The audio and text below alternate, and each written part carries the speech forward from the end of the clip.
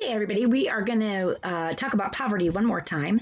And last time we talked about three philosophical positions on the issue of poverty and what government should do about it. We talked about utilitarianism, we talked about liberalism, and we talked about libertarianism. Three very different views on what a government's role should be from a philosophical perspective. And now what we want to do is get into some of the policy making.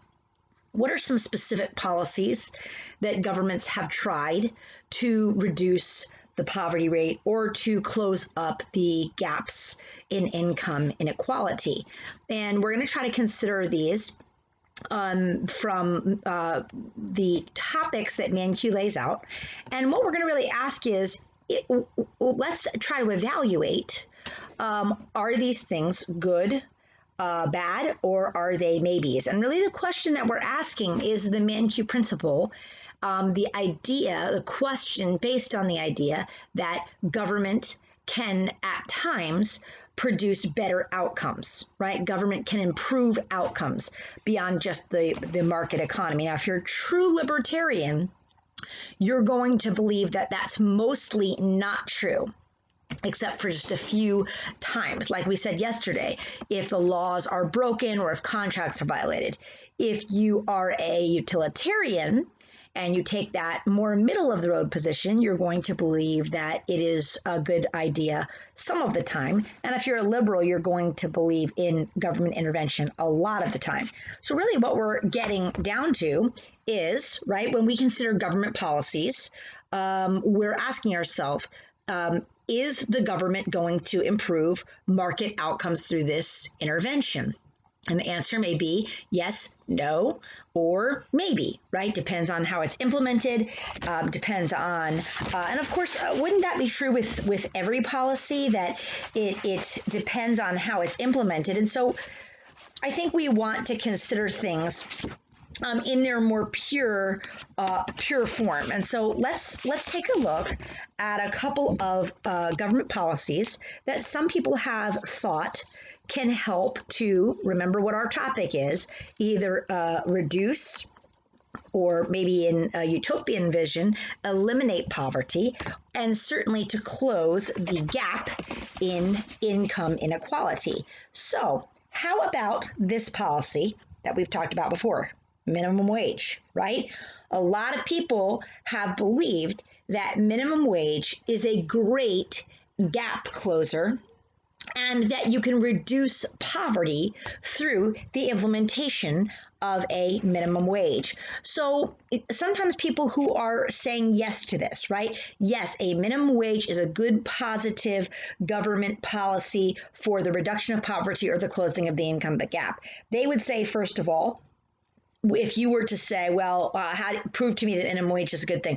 Well, the first thing they would argue is, well, how could anyone begrudge someone $9.75 or $10.01 or $11.50 or whatever the minimum wage is in that prevailing state? The very first question that would be asked by a person who was defending minimum wages, kind of incredulously, do you really want people to make less than this?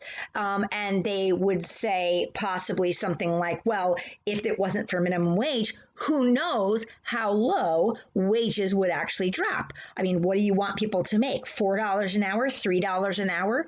And so the proponents of minimum wage would say, not only is minimum wage a good thing, but we need to continually crank the minimum wage up so that it can do its job. And what does a person who says yes to minimum wage as a policy tend to believe about minimum wage? Well, you'll often hear them say that minimum wage needs to be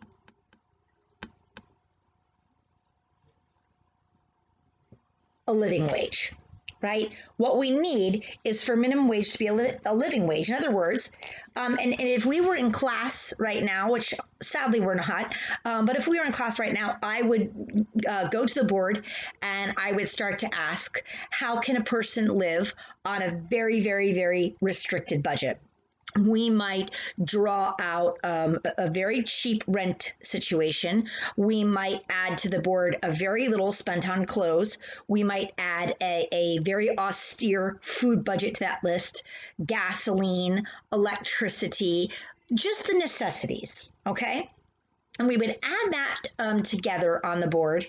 And I would probably be picking someone in the room who I think is a skeptic of minimum wage or feels negatively about the minimum wage, and get that person to help me to construct a very basic budget, a very austere budget, a budget that does not have a lot of frills. And then at the end of the day, we would say, okay, well, let's imagine a person surviving on a minimum wage income. And we do the calculation, and you know what you would find? You would find that in most cases, the minimum wage is not a livable wage if what you're talking about is a person thriving and making a living on a minimum wage income. Minimum wage jobs, which are unskilled labor and entry level jobs, were never intended to support an individual, and they definitely were not meant to support a family. And so people who argue that the minimum wage needs to be a living wage are, of course, saying that we need to crank that wage higher.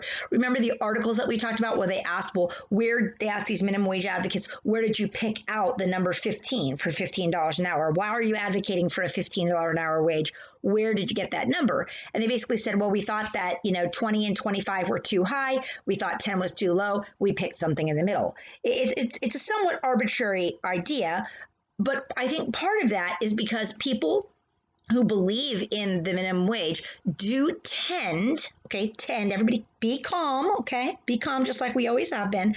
They do tend to be more from the liberal side of the economic argument. And so, to be honest, they're going to continue to seek to raise that wage even after they make the $15 an hour.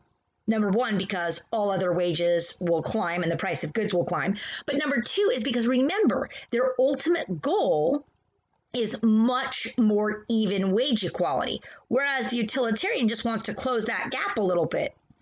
The liberal says, no, let's even things out. Okay, let's get these wages to a point where they're just more fairly spread. You guys probably don't remember this, but when President Obama was running for re-election, there was an incident where a plumber who later became kind of an infamous / famous 15 minutes of fame or whatever, Joe the plumber, approached President Obama in a campaign greeting line. And this was caught on tape where the plumber starts talking about that he does not like so much of the money that he has being taken away in taxes. He's become a successful plumber. He's running a successful business, and he's kind of complaining about the tax rate and saying how much he feels is taken from his employment, from his business as a plumber. And he's kind of calling out to President Obama about this. And President Obama's answers were, well, you had a time when you were training and learning, and you were young, and you didn't have a successful business yet. And now it's time for us to spread that wealth around. Became a famous point in the re-election campaign, that Obama felt that it was his job to spread that wealth around, and that Joe the plumber's wealth should be taken from his business, from his earnings, and spread around to other people. And it was this big controversy. Well, for those that take to the liberal side of economics, of course they believe that wealth should be more spread around, because that's the whole ultimate goal. Remember the maximum criterion, right? To spread that wealth so that it's more fairly distributed. And so to liberals, they didn't understand what the big deal about Joe the plumber's the response to Joe the plumber by the president. And to libertarians, they were shocked and angered. And how dare we tell this person that their property is going to be spread around to others? So minimum wage, right, for those who promote it, they believe that it can be made into a living wage by continuing to raise the wage, and they believe that it's more fair and equitable.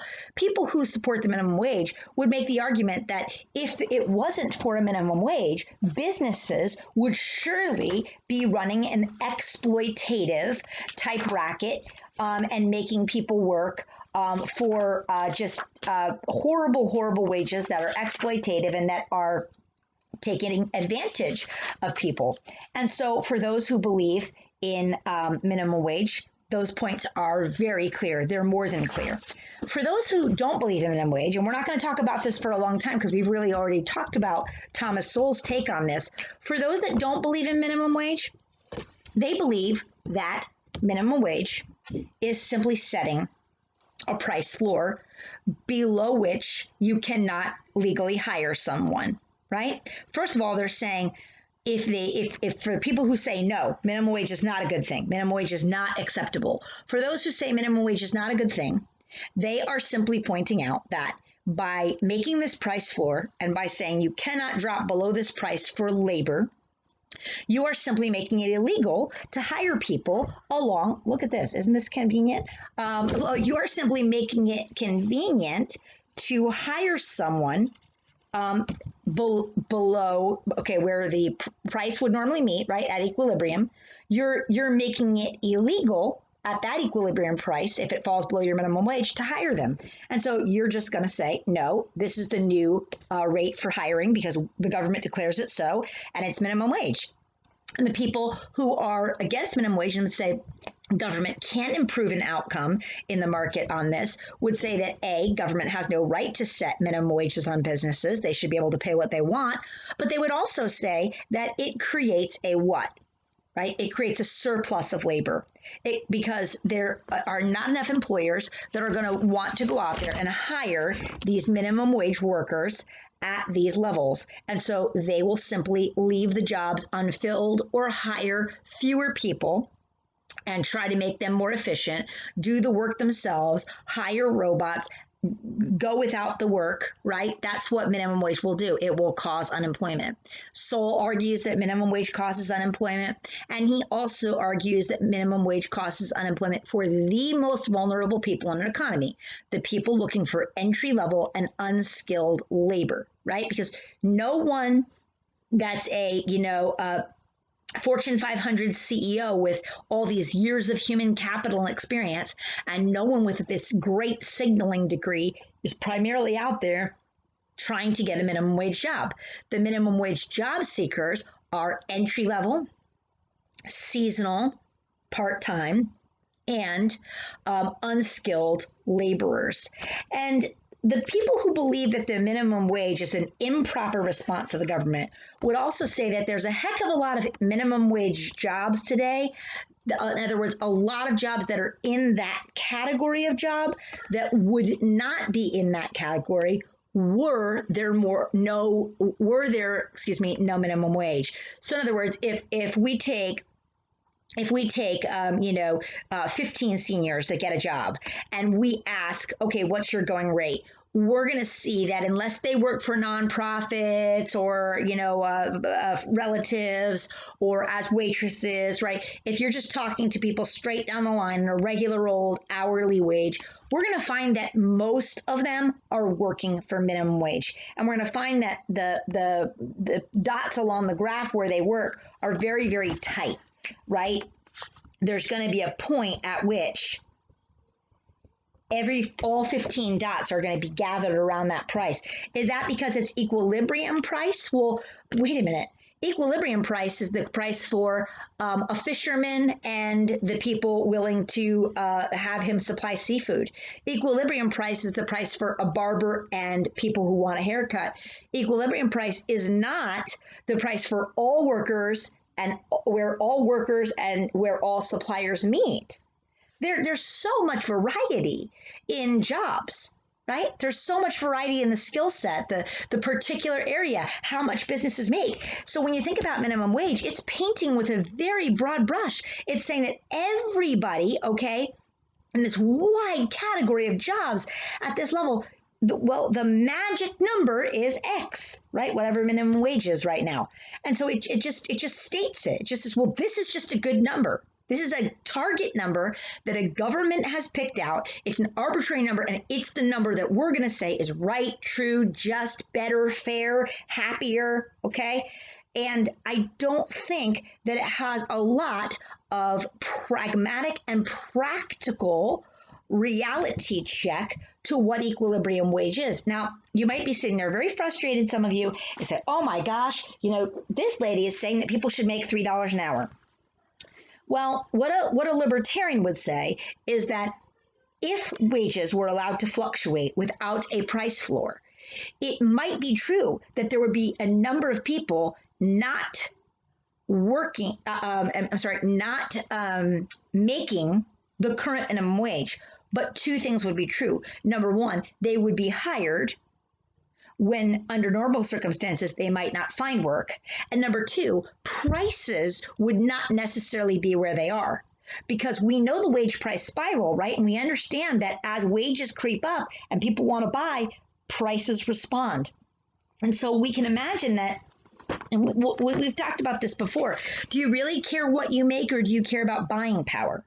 So what if you have a car that cost $120,000, okay, if all cars are $120,000? Because all that means is that your wages are compensating higher. There's been inflation. So we don't really care how much money we make. We care what is purchasable. We care about the buying power of our dollar. And so some people who would argue against minimum wage would say, certainly in the long run, prices are going to rise as more and more jobs fall into the category of minimum wage. It's not right anyway, and it's not pragmatic. So that's minimum wage. You have a yes and a no on it, and we're going to move on to another policy. Okay, guys, how about a yes, no, maybe, right? A discussion of another government policy or a government intervention that someone might suggest to close the income gap or reduce poverty, and that is welfare, right? Now, welfare is a catch-all phrase.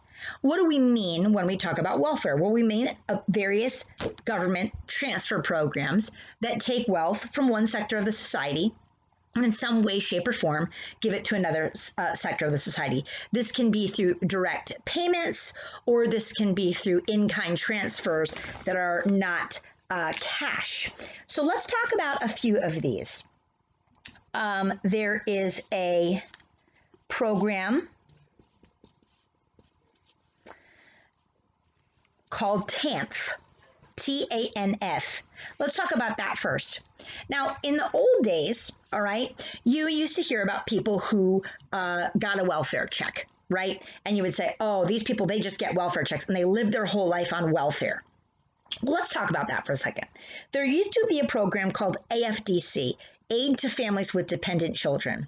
And what this said is that if a person was below the poverty line or met a certain portion of the poverty line, because some programs let you live a little bit above the poverty line and still get the aid. So Aid to Families with Dependent Children, how it functioned is it was specifically made for women who were heads of households. In other words, no husband in the home, no spouse in the home.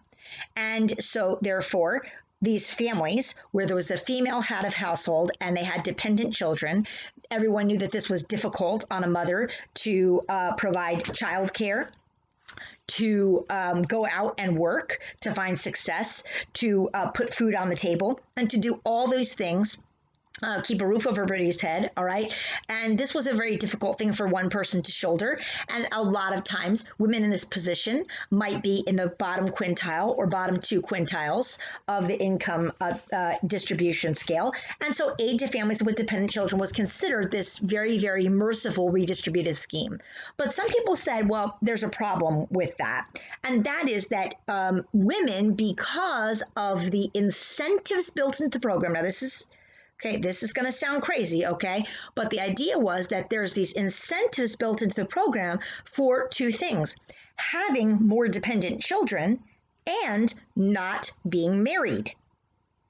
And so there was this theory out there that welfare was a very entrapping system, that in other words, it rewarded you for having children out of wedlock and for not marrying. And indeed, there were people who would refuse to enter into a two-parent household situation because that would mean that they would lose their welfare check.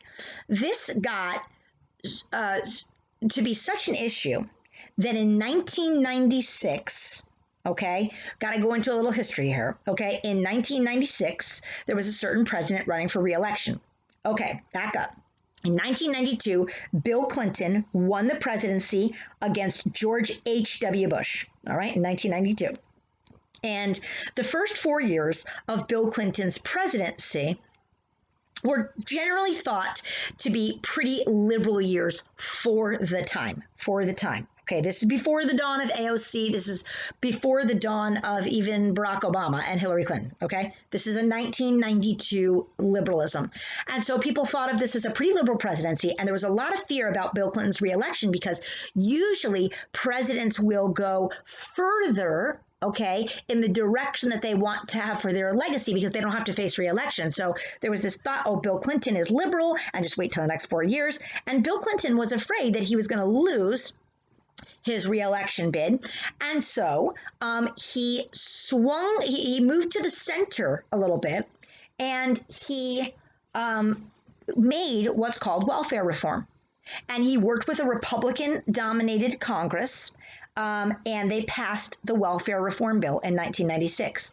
And when they passed the welfare reform bill, it had certain criteria that were changed to avoid these negative incentives that were seen to not only not solve the problem of poverty, but actually to entrap people in lifetimes of poverty.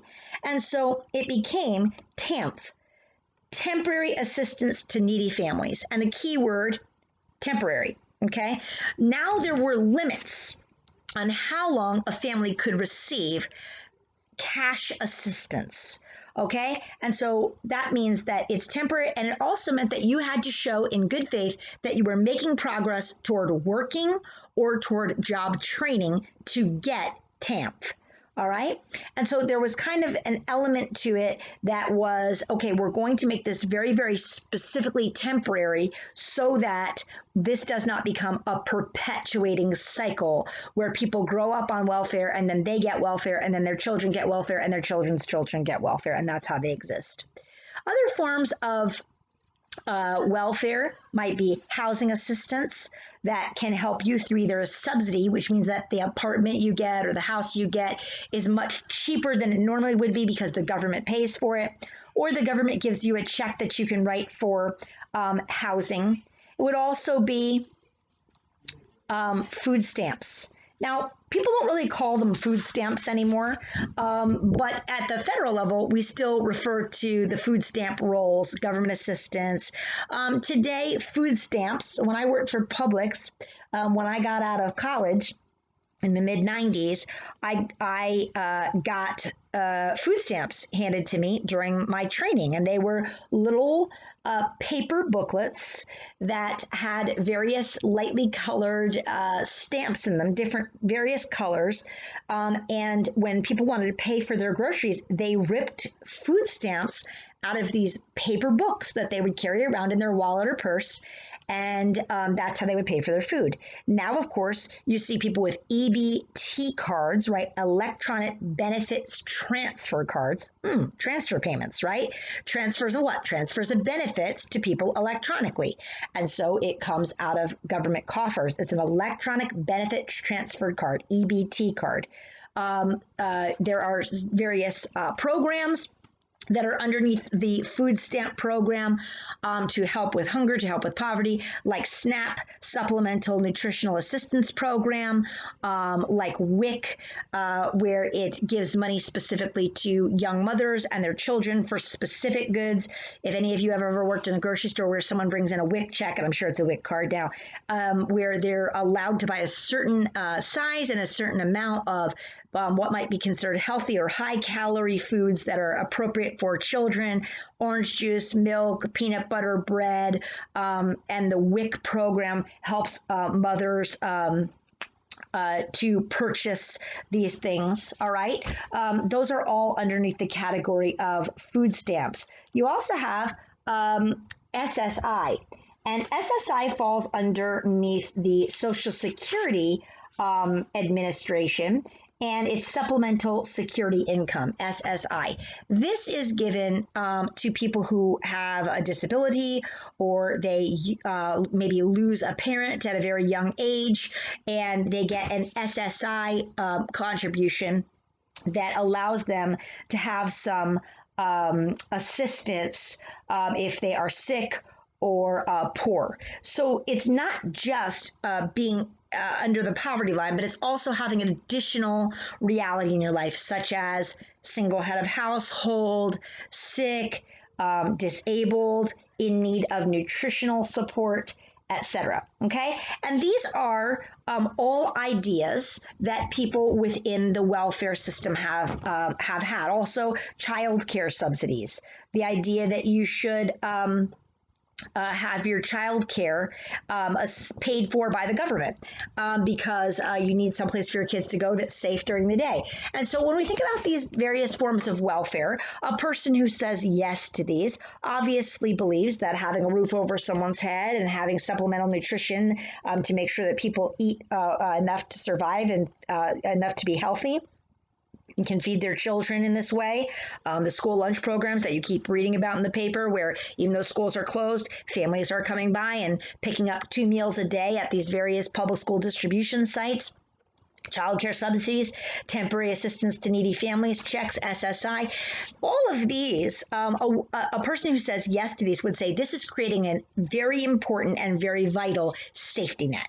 They would say a country cannot function without a safety net for these people who have fallen below the ability to make good wages. They're in a temporary situation, they're in a difficult situation, and these are all examples of calm, right, moral, just solutions to help these people who have less.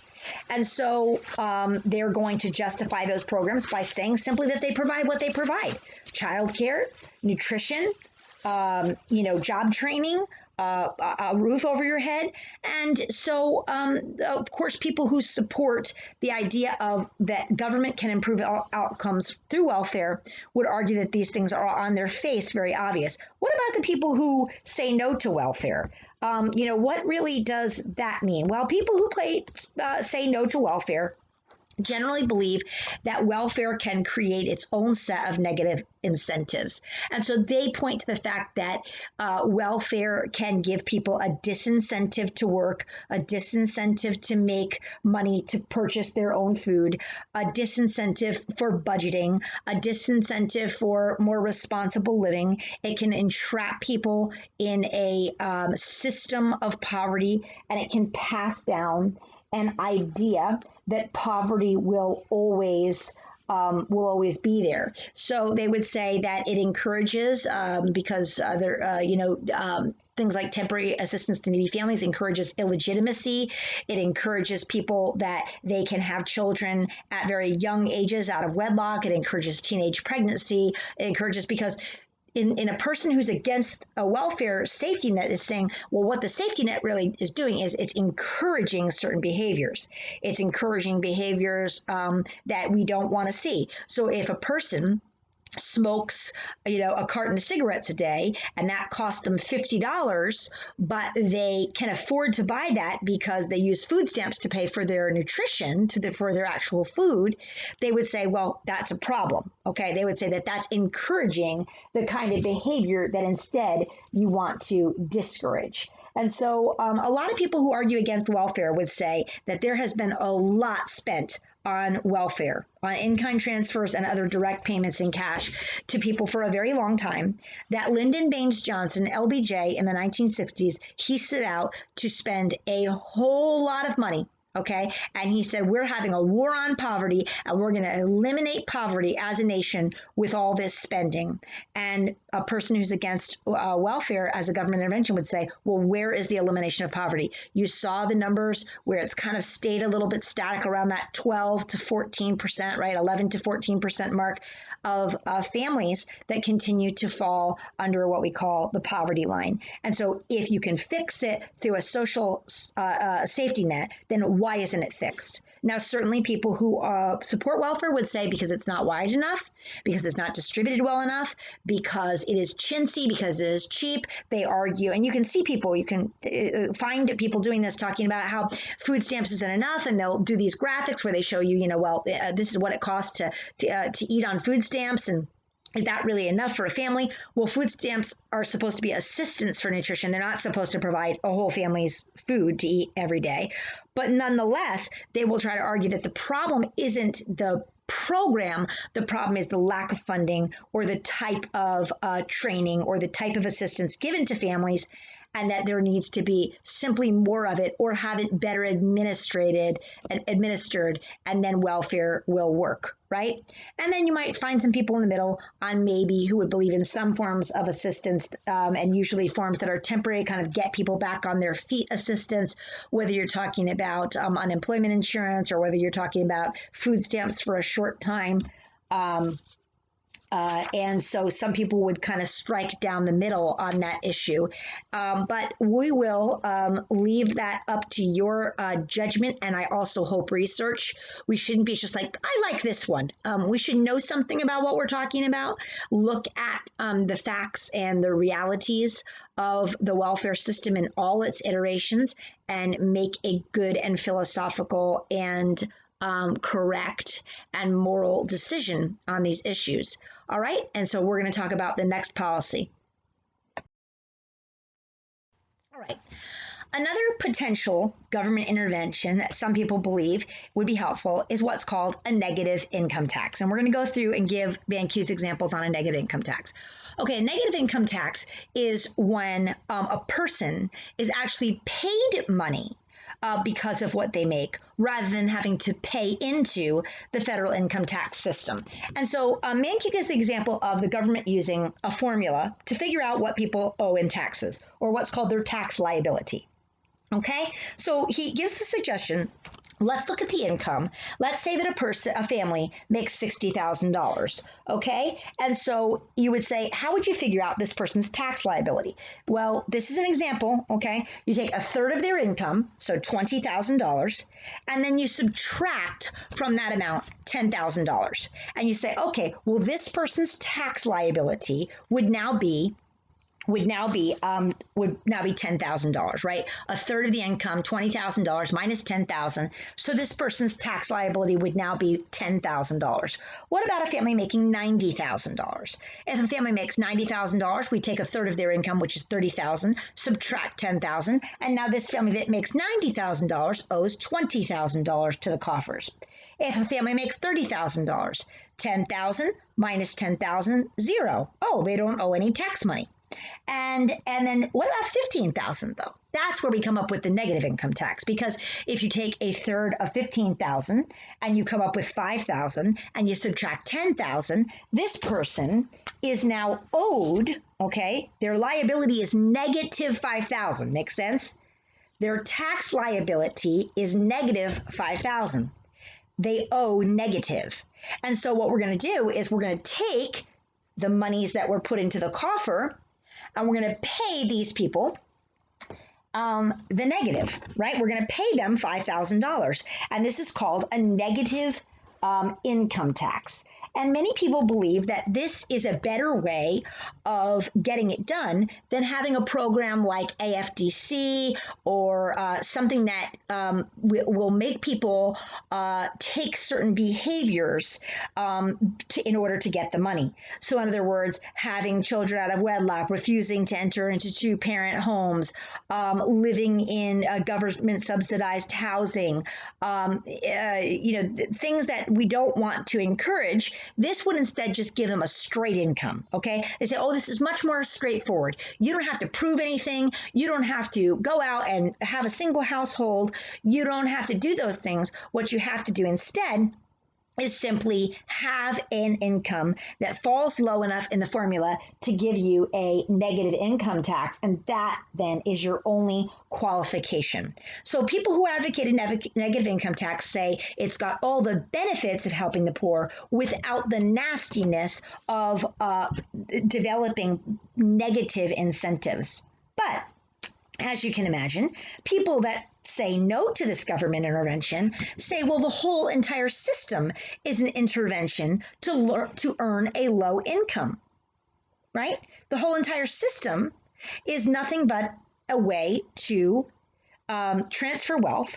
And what will tend to happen is that the people making $60,000 are going to look at this situation and say, boy, I really feel like I'm getting a raw end of the deal. The people who make $90,000 are thinking the same thing.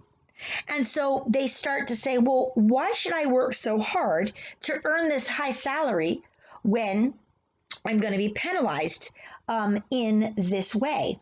And so if you think about it, what's really interesting is here, the $60,000 person takes the biggest hit in this. If you use that flat formula, right, 30,000 minus 10,000, they owe a $20,000 tax debt, so they get to keep 70,000. The $60,000 person, right, keeps $50,000. So yes, but all things being equal, by only getting to keep 50,000 out of 60 versus 70 out of 90, they're taking a bigger overall hit. And so people who are against this would say that this is a very bad idea, okay, because it's going to create a laziness, okay, and a willingness for people not to work and not to earn and not to certainly move into those higher income quintiles. All right, now, there are some actual examples. We do not have a negative income tax in the United States, but we do have what is called the Earned Income Tax Credit, EITC. Earned income tax credit. What this means is that if you are earning an income, now that's a key, you have to be having earned income. And this can be from a job, but it can also be from things that are considered passive incomes like rent, royalties, payments on a insurance settlement, things like that. Earned income tax credit, okay? If you are earning income and it falls below a certain line, you can get the earned income tax credit. And what that does is it does allow you to receive income taxes that are greater than what you would ever pay in. Okay, so it kind of acts as a negative income tax, but it's restricted, okay, to people earning income. It's not just, okay, well, you made zero, so now you get money. Earned income, and you have to meet certain criteria for this to take place. There's also a child tax credit. What is the name of that? The child tax credit has hold on. Sorry, guys, it's just called the child tax credit. Okay, the child tax credit is for families with children 17 and below, and at certain points, they can get money back on their taxes or taken off of their tax liability for those children if they are dependents. Okay, so if they are not earning their own income or being claimed by another person as a dependent, you can get a tax credit for the children that you're raising and keep more of your money. You can earn both the earned income tax credit and the child tax credit, but you have to qualify for both. The earned income tax credit and the child tax credit are both examples of negative income taxes. Okay, in other words, income tax that's paid to you rather than you paying it out. But they serve two different purposes, and they also have two very different criteria. So, of course, a person who believes in the in the negative income tax thinks that this is a better and more respectful way to give people assistance. In other words, you're not saying, here's money for food, here's money for housing, here's money for, you're just giving them cash payment. People who are against this say these people groups that are in these lower income brackets are sometimes amongst the lowest educated and those with poor habits. And so drugs, alcohol, unwise purchases, those are going to be things that are necessarily going to be part of the thing. And it's better to give those families assistance that they can buy food stamps with and nutrition with and housing with than it is for them to get cash, which might be used on things that people who want to manage these choices don't agree with.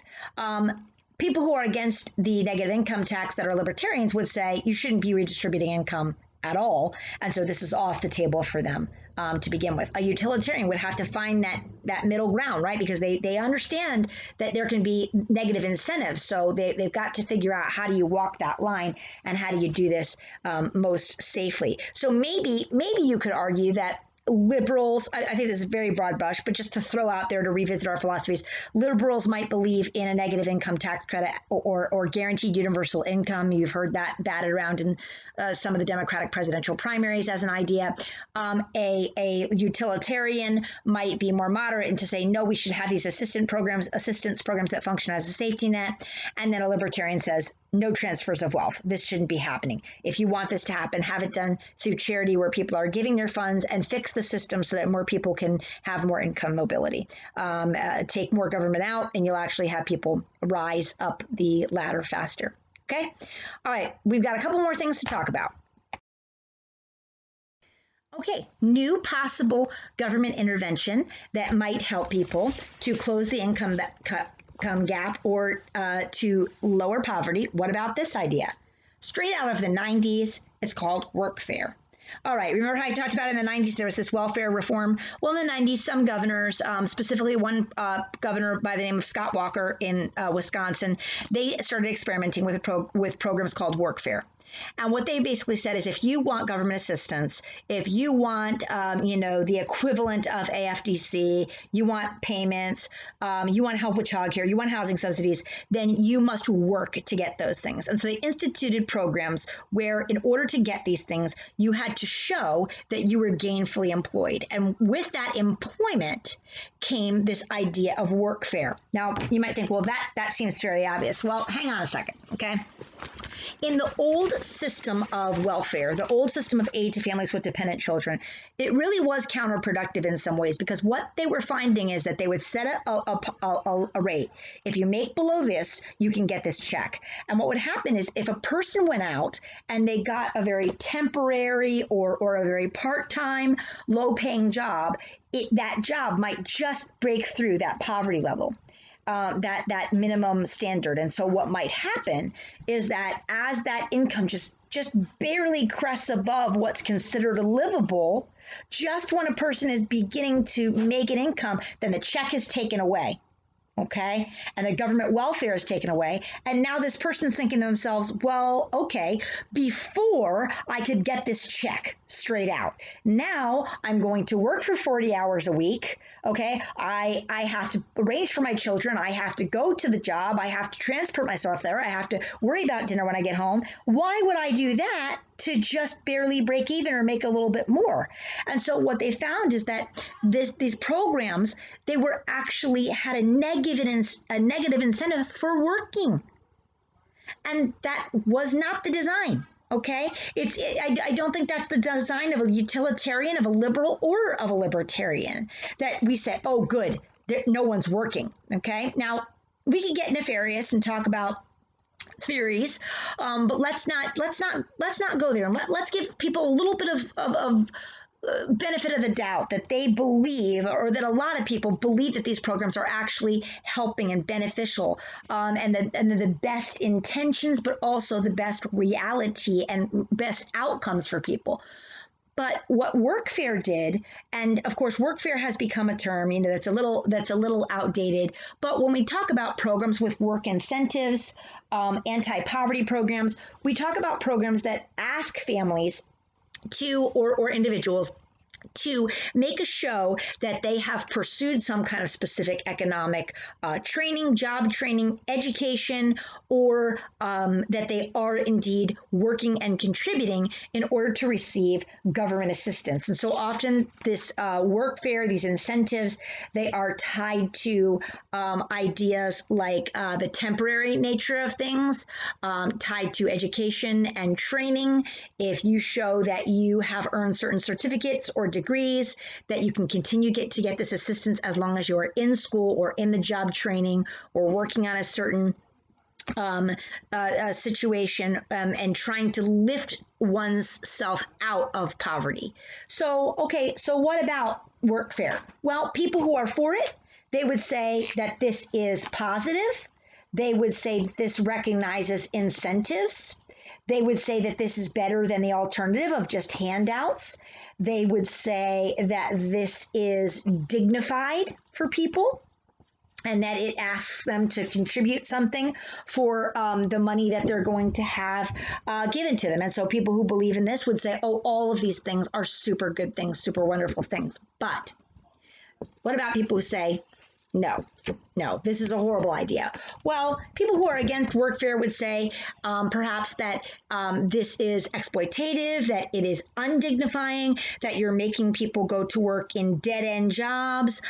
In Wisconsin, people, in order to get their checks, they had to work, and so they might end up sweeping streets. They might end up working for municipalities and collecting garbage or being meter maids. And people say, oh, that's very exploitative, that's very undignifying. These people are already the lowest income earners in society, and to get their welfare check, right, to get their assistance, they have these young children, and now you're going to make them work, unskilled jobs to go and get them. Why can't we as a society be more giving? And why would we cause them to come out of their homes and to have to work when